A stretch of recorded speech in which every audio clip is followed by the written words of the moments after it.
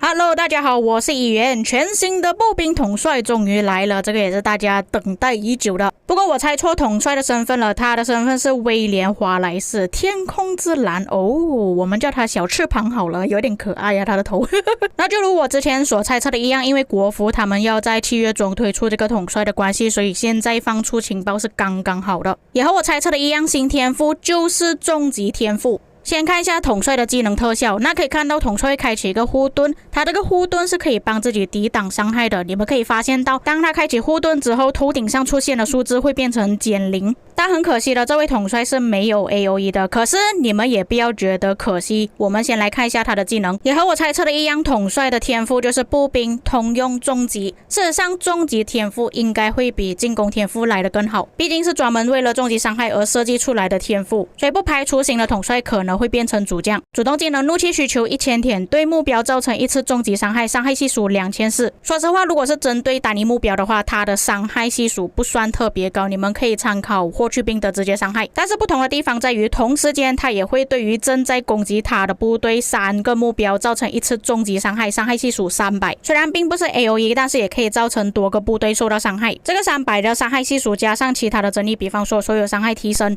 攻击力提升之类的，其实这个伤害系数也是很可观的。不过这里所说的3个目标是在攻击自己的目标，那假设说我们攻击的对方他并不是在攻击我们的话，有可能他不会受到伤害。但如果是针对单一目标的话，其实也间接性等于说你直接打了2700的伤害系数在对方身上，所以他这个伤害其实也不算低了。只是他的主动技能不好的地方就是没有任何的 debuff， 像是流车的技能它有一个减速的 debuff 可以让我们去追击目标，他这个技能也没有任何的 buff， 所以是有一点可惜的。不过我们看一下被动技能有没有其他的争议。第二个技能步兵生命值提升 10%， 攻击力提升 30%， 行军速度提升 20%。 其实生命值提升有一点少，但是攻击力提升已经足够了，毕竟流车那边都已经有提升攻击力 40% 了。但是对于终极伤害统帅来说，其实攻击力提升是真的很重要的，再加上行军速度就是为了让我们的部队可以跑得更快，这个可以理解。那这个技能也没有什么好讲，我们讲第3个，受到的普通攻击伤害降低 10%， 造成终极伤害时，如果此伤害的伤害系数大于1000，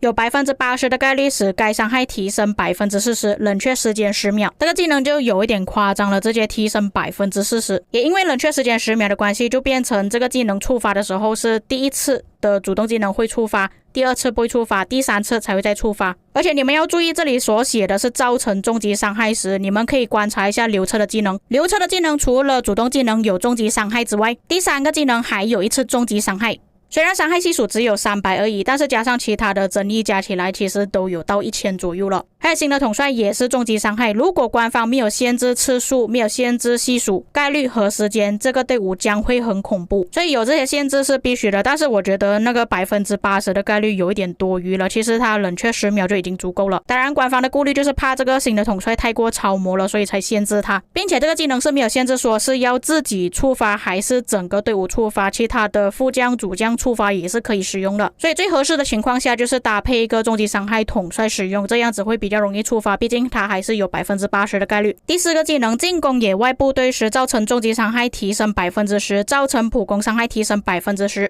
它这个技能更加奠定了必须要搭配终极伤害统帅去使用，如果是搭配一些技能伤害的话，其实这些技能都不会生效。不过我相信有些观众看到这个技能有在考虑说要不要拿华莱士来做驻防，但是如果你拿它来做驻防的话，就变成第2个技能没有办法用，我个人还是不建议的。最后觉醒技能是一个全新的技能，必须要开启，因为它提升真的差别特别大。首先释放主动技能或被施加减速效果时，净化圆形范围内3支友方部队，包括自身部队，也就是说自己的部队还有另外2个盟友的减速效果，并为其开启持续2秒的强效护盾，伤害系数1000，冷却时间10秒。根据文本，释放主动技能就会触发这个技能，但是它还是有冷却时间10秒，所以不管是主将还是副将也好，你们触发了2次、3次、4次也好，它也只会触发1次而已。也就是说这个技能其实跟这个统帅的第3技能一样，就是被冷却时间限制了它的能力。但换个方面来说，其实它这个技能要触发的话还蛮简单的，像现在霍去病、项羽、刘彻都有减速效果。先不说项羽有没有人带，但是霍去病跟刘彻肯定有玩家携带的，所以这个技能触发真的很简单。不过其实移除掉减速效果没有什么太大的影响啊，除非你在逃跑的时候，或者是你要追击某些玩家可能被拦截，这个净化效果才会有用处。但一般般来说都会净化自己的部队先，也就是说，如果你带7个队伍的话，都是自己的队伍先受益。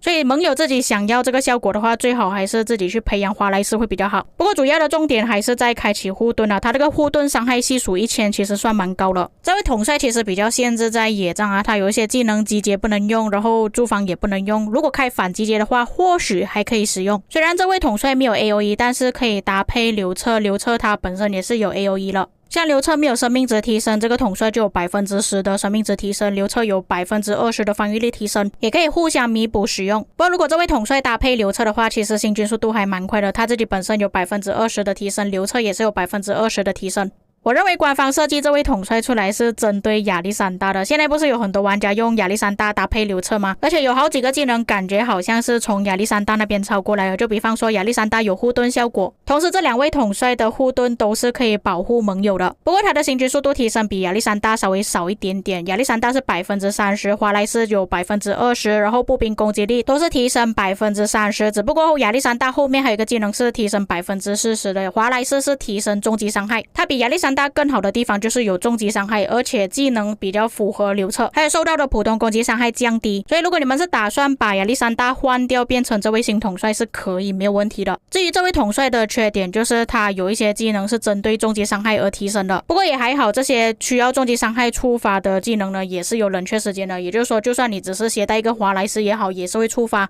只是触发的速度可能会比较慢一点而已。再来就是这位统帅比较脆啊，你们可以看到只有生命值提升 10% 而已，然后受到的普攻伤害降低 10%， 比较脆也算是正常啊，毕竟他的攻击伤害会比较高，官方不可能设计一位统帅两边同时兼顾的。还有这位统帅比较好的地方就是他不一定限制在主将，他也可以做副将，有好几个技能都不一定是要他自己触发才可以，如果他做副将，主将有终极伤害，只要触发主动技能就可以使用了。但如果你们有戈尔戈的玩家，其实也可以拿来野战搭配试试看啊。但是戈尔戈其实野战的时候有一些技能没有办法用到，还有华莱士本身就是单体统帅，戈尔戈也是单体统帅，就少了一个 AOE 队伍，所以比起戈尔戈我还是会选择刘彻。除了这2位统帅之外，可能可以搭配最新的统帅也可以，但是他的消息还没有出现。不过估计应该也是这一周或者是下一周就要出现消息了，如果是根据我之前所猜测他们出现的时间点啦。首先来说，以我目前来看的话，这位统帅的技能还算是很强很不错的，但是现在我们也只能从文本上理解，实际上他的表现如何我们还是需要觉醒之后测试才知道。所以各位在看了之后觉得步兵已经崛起了吗？你们认为这位新的统帅到底是强还是不强呢？